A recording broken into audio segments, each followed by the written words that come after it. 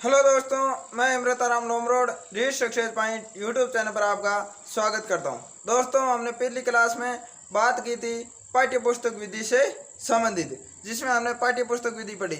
लगभग दोस्तों हमने 13-14 15 के आसपास हमने शिक्षण विधियाँ पढ़ ली हैं और लगातार 40 से 45 शिक्षण विधियाँ हम पढ़ेंगे। हर एक सब्जेक्ट के अलग अलग नहीं पढ़ करके एक साथ पढ़ेंगे। दोस्तों, आप जुड़े रहिए। हम आपको हर रोज रात 9 बजे आपको शिक्षण विधियों की क्लास मिलती रहेगी। तो दोस्तों, बात करें आज की शिक्षण विधि की, तो हमारी शिक्षण विधि है पाठशाला विधि। कौन सी विधि? पाठशाला विधि।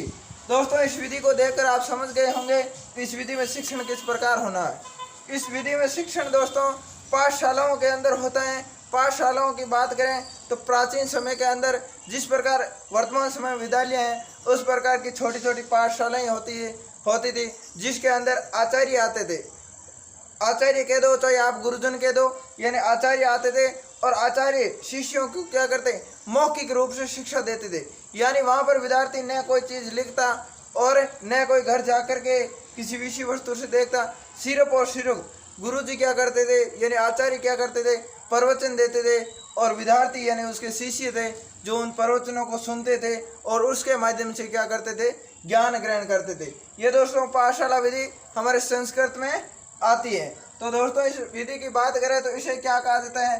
पंडित प्रणाली कहा जाता है। दोस्तों, पंडित प्रणाली किस लिए कहा जाता है? क्योंकि यहाँ ऋषि मुनि क्या करते, आचार्य क्या करते, शिक्षा देते, तो उनको पंडितों के आधार पर इसे क्या कहा, पंडित प्रणाली। और ये विधि किस प्रकार की है? परंपरागत है, यानी ये विधि प्राचीन विधि है। शुरुआत से यानी सबसे प्राचीन विधि हम इसे नहीं कह सकते हैं, लेकिन यह काफी प्राचीन विधि है। आगे हम बात करें, यह प्राचीन भारतीय शिक्षा पद्धति का प्रतिनिधित्व करती है। दोस्तों, सबसे बड़ी बात है यह शिक्षण विधि कितनी महान थी। जो प्राचीन भारतीय शिक्षा पद्धति थी उसका क्या करती, प्रतिनिधित्व। यानी प्राचीन समय के अंदर शिक्षा भारत में किस विधि के आधार पर मिलती थी?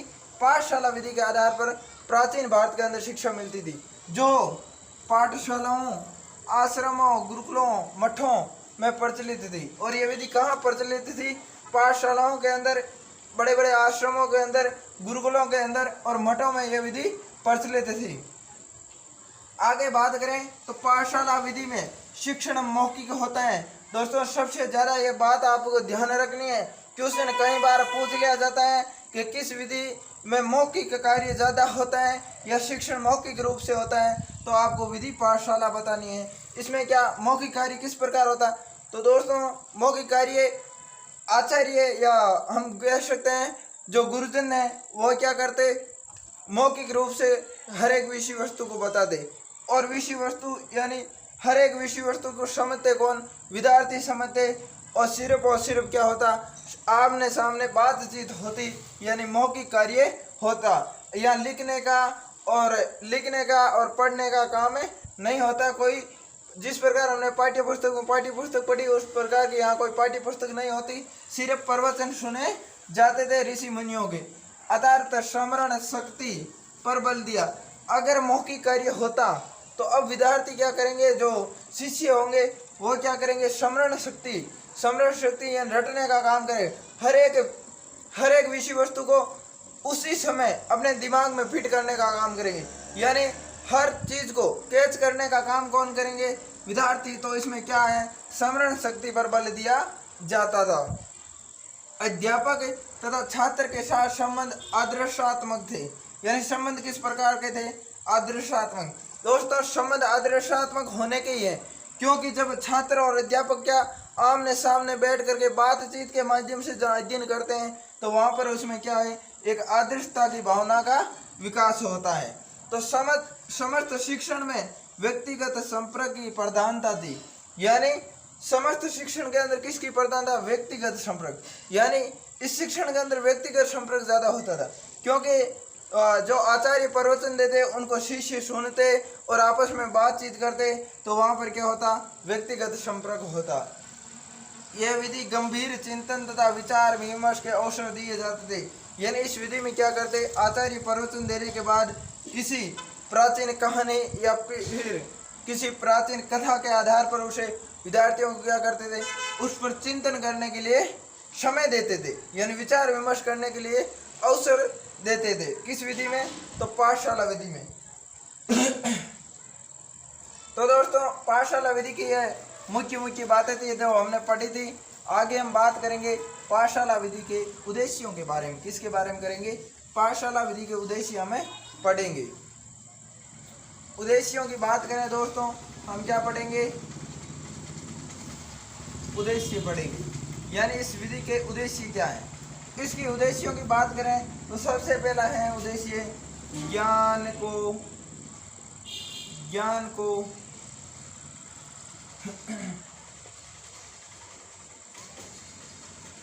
हृदयगम करना, यानी ज्ञान को क्या किया जाता है?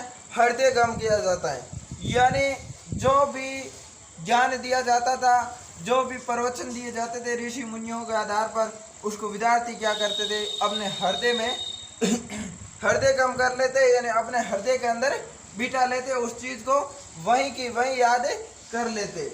और आगे बात क्या है कि हमारी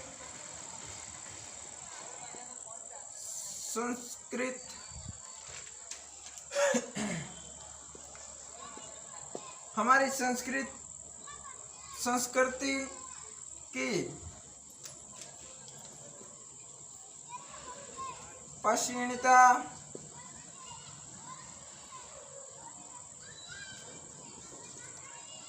ही इसका उद्देश्य है।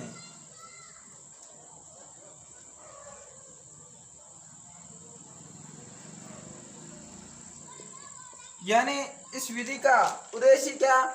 हमारी संस्कृति की पश्चिमता ही इस विधि का उद्देश्य। यानी हमारी जो प्राचीन संस्कृति थी, यानी प्राचीन समय में किस प्रकार लोग रहते थे, और प्राचीन जिस प्रकार रामायण की कथा, महाभारत की कथा, इन कथाओं को प्रसारित करना, यानी इन कथाओं को समझाना किस विधि का उद्देश्य था? पाठशाला विधि का उद्देश्य था। आगे उद्देश्य की बात करें दोस्तों, शास्त्रों तथा टीकाओं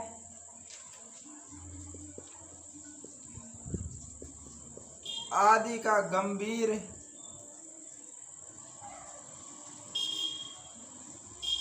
अध्ययन करना। दोस्तों इस विधि में क्या होता था कि शास्त्रों और टीकाओं इनका गंभीर अध्ययन करना, यानी प्राचीन शिक्षा शास्त्रों संबंधित और जो प्राचीन शिक्षा संबंधित टीकाएं लिखी हुई हैं उसका क्या करना था? गंभीर अध्ययन करना है। किस विधि का उद्देश्य था? इस पाठशाला विधि का उद्देश्य था। यह उद्देश्य गंभीर अध्ययन करना क्यों था? ताकि यानी इसके माध्यम से, यानी गंभीर अध्ययन क्यों करते थे? इसलिए करते ताकि वेद व्याकरण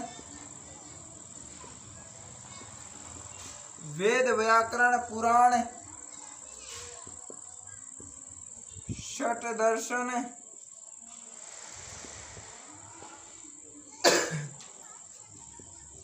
ज्योतिष आदि पर पूर्ण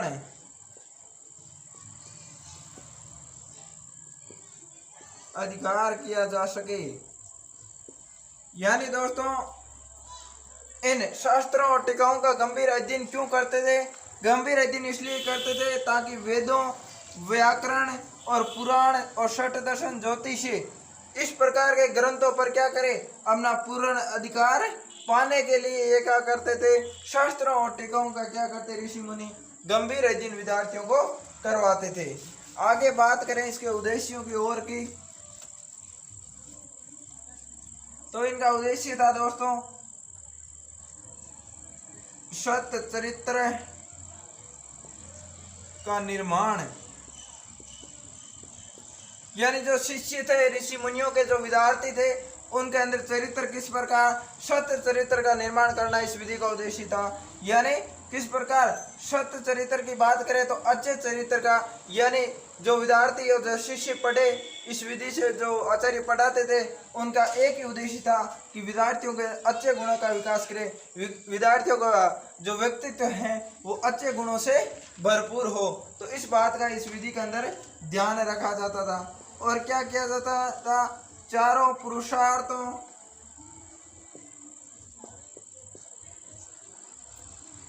पुरुषार्थों की सिद्धि, यानी चारों पुरुषार्थों को सिद्धि की बात करें तो इन विधि का उद्देश्य था कि चारों पुरुषार्थों को विद्यार्थियों को अच्छे प्रकार से, यानी शिष्यों को अच्छे प्रकार से समझाया जा सके। दोस्तों ये उद्देश्य कई बार पूछ लिए जाते हैं कि पाठशाला विधि का निम्न में से उद्देश्य कौन सा नहीं है। वहाँ ऑप्शन में सच्चरित्र, चारों पुरुषार्थों की सिद्धियों को समझाना, इस प्रकार का आपको ऑप्शन मिलते हैं। और आगे उद्देश्य की बात करें तो आत्म संयम,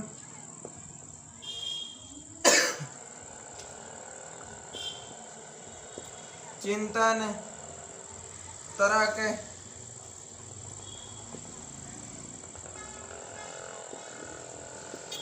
आदि शक्ति का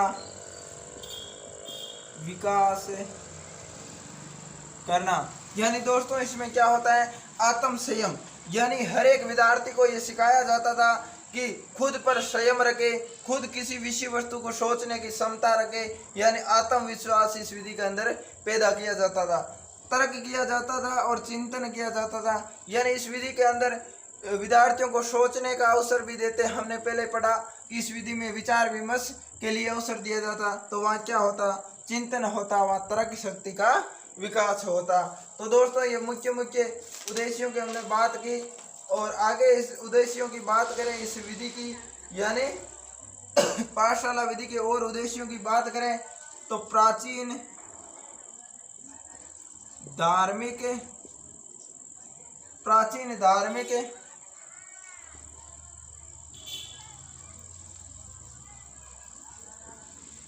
शिक्षा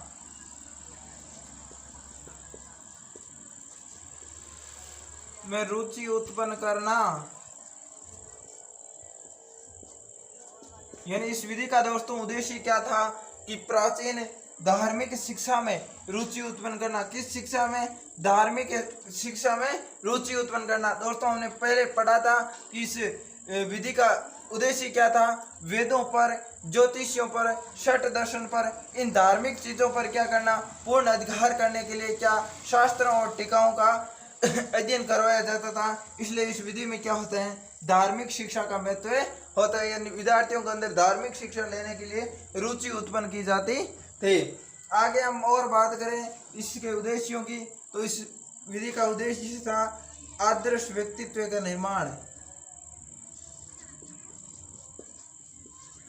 आदर्श व्यक्तित्व का निर्माण, यानी इस विधि का उद्देश्य दोस्तों क्या था कि एक ऐसे व्यक्तित्व का निर्माण करें जो हर एक विषय वस्तु को समझ पाए और अपने आप पर संयम रखे। ये बात हमने पहले की थी। और एक आदर्श चरित्र का निर्माण किया जाता है, हमने पहले भी बात की, सत चरित्र का निर्माण करना इस विधि का उद्देश्य है। तो इस प्रकार इस विधि का उद्देश्य क्या है, आदर्श व्यक्तित्व का निर्माण करना। आगे हम और उद्देश्यों की बात करें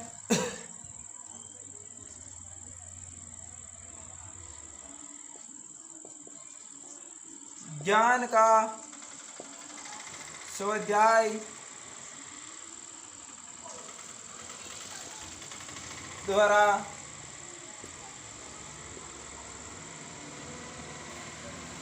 नियमित अभ्यास करना, यानी इस विधि का उद्देश्य क्या था कि ज्ञान के माध्यम से विद्यार्थी क्या करे, स्वाध्याय यानी अपने आप अध्ययन करे और नियमित अभ्यास करते रहे, यानी नई विषय वस्तु के लिए यह अपने नियमित रूप से अभ्यास करे, सोचे, विचारे, चिंतन करे। इस विधि का क्या था, उद्देश्य था। आगे बात करें इस विधि में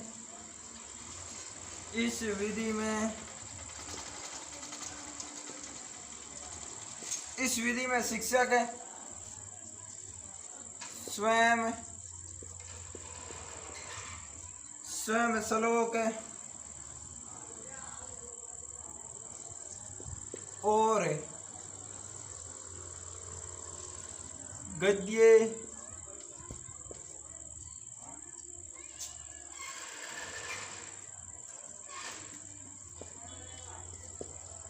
खंडों को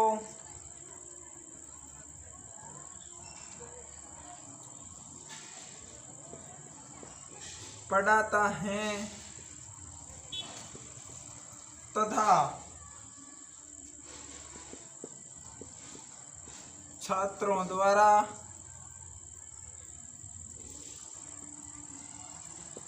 अनुवाचन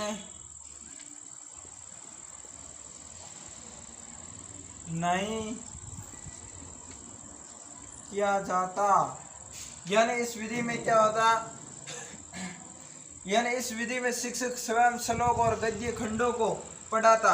यानी इस विधि में क्या किया जाता, शिक्षक स्वयं क्या करता, श्लोकों और जो गद्य के पाठ होते थे, गद्य के खंड होते थे, उनको शिक्षक स्वयं पढ़ता और छात्रों द्वारा अनुवाचन नहीं किया जाता है। यानी इस विधि में क्या नहीं करते छात्र, अनुवाचन की करें बात, शिक्षक जिस श्लोक को बोलता था उस श्लोक को वापस विद्यार्थी क्या नहीं करते, उच्चारण नहीं करते। यानी उसका उच्चारण कौन नहीं करते, विद्यार्थी अनुवाचन नहीं करते।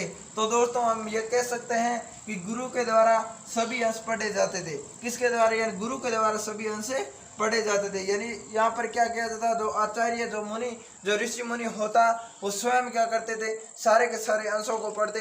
विद्यार्थी बिल्कुल ध्यानपूर्वक उस विषय वस्तु को, यानी उन श्लोकों को, उस गद्य खंडों को सुनते और उनके ज्ञान को क्या करते, हृदयगम करते। यानी अपने मस्तिष्क के अंदर उस ज्ञान को फिट करने का काम करते, उस मस्तिष्क के अंदर ग्रहण करने का काम करते। तो दोस्तों ये इस विधि के मुख्य उद्देश्य थे जिसके बारे में हमने बात की। आगे दोस्तों इस विधि के बारे में बात करेंगे अगली वाली क्लास में, जिसमें हम इस विधि के बारे में पढ़ेंगे कि इस विधि में पाठ्यक्रम के बारे में पढ़ेंगे। किसके बारे में, इस विधि में किस प्रकार का पाठ्यक्रम होता है, इस विधि की विशेषता क्या है, इस विधि के और गुण क्या हैं, कमियां क्या हैं, इन चीज़ों के बारे में हम आगे की क्लास में बात करेंगे। तो दोस्तों आप लगातार हमारे साथ जुड़े रहिए।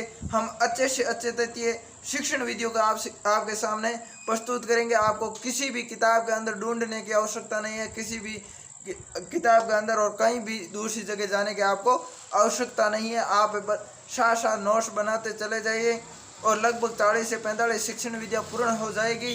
तो आप सोचेंगे कि वास्तव के अंदर क्या विषय वस्तु में मिली हैं। यानी रीट के समय, आप रीट एग्जाम के 2-4 दिन पहले आप 1 या 2 घंटे के अंदर इन सारी शिक्षण विधियों को पढ़ सकते हैं। नहीं तो दोस्तों आपको हर एक किताब के अंदर खोजनी पड़ेगी और हर एक किताब को, जो 5 आपके सब्जेक्ट हैं तो 5 सब्जेक्टों अलग अलग आपको पढ़ना पड़ेगा। ये काम आपको नहीं करना, आपको एक साथ पढ़ना है। तो दोस्तों हमारे read success point YouTube channel को लाइक करें, सब्सक्राइब करें, ज़्यादा से ज़्यादा शेयर करें। और जिन विद्यार्थियों ने पीछे की शिक्षण विधियाँ नहीं देखी हैं, 13 से 14 शिक्षण विधियाँ हो चुकी हैं, वो हमारे चैनल पर संपूर्ण शिक्षण विद्या नाम से प्ले लिस्ट बनी हुई है, उस प्ले लिस्ट पर जा कर के देख सकते हैं। तो दोस्तों आज के लिए आपको धन्यवाद।